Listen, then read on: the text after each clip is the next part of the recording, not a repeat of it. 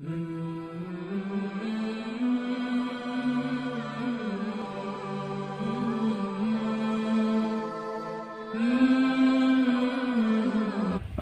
علیکم ورحمۃ اللہ وبرکاتہ۔ ناظرین، امید کرتا ہوں کہ آپ سب بخیر و عافیت ہوں گے۔ آج کی اس ویڈیو میں بھی ہم تختی نمبر 11 پڑھیں گے۔ تختی نمبر 11 کے اندر جزم یعنی سکون کا بیان ہے۔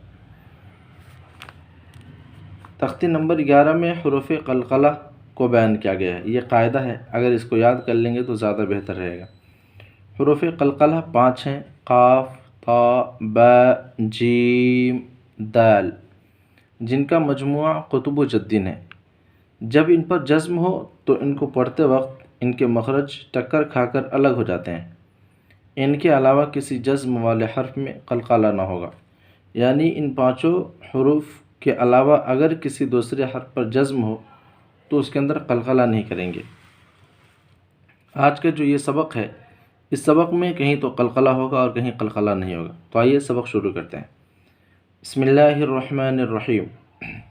یا جیم زبر یج، عین لام زبر ال، یج ال۔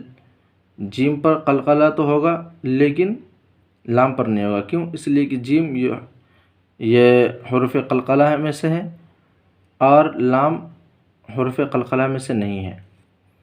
لام زبر ل، قاف دال زبر قد، لقد، یہاں بھی قلقلہ ہوگا۔ کیوں؟ اس لیے کہ دال حروف قلقلہ میں سے ہے اور اس پر جزم بھی ہے۔ خا زبر خ، لام قاف زبر لق، خلق، یہاں بھی قلقلہ ہوگا۔ کیوں؟ اس لیے کہ قاف حروف قلقلہ میں سے ہے اور اس پر جزم بھی ہے۔ نون الف زبر ن، خلقنا،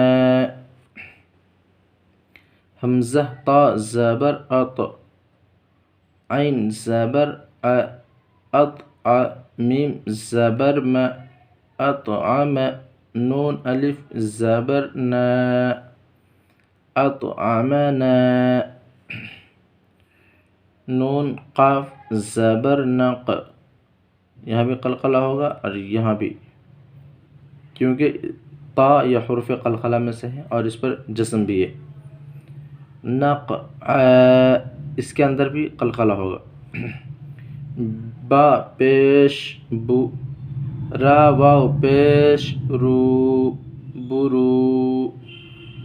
جیم ساکن ہے، اس کو ہم کسی کتاب میں تو پیش بھی ہے، کسی کتاب میں جزم بھی ہے۔ ہم اس کو جزم ہی بنا کر کے پڑھتے ہیں کیونکہ حروف قلقلہ کا بیان ہے۔ تو یہاں ہم پڑھیں گے بروج، یہاں قلقلہ کریں گے۔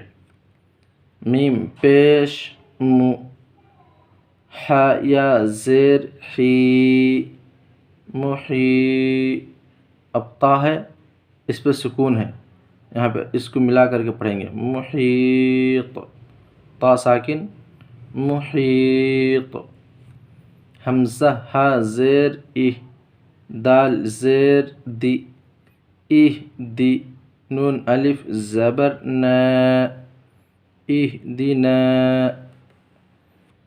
یجعل، لقد خلقنا، اطعمنا، نقع، بروج، محیط، اہدنا۔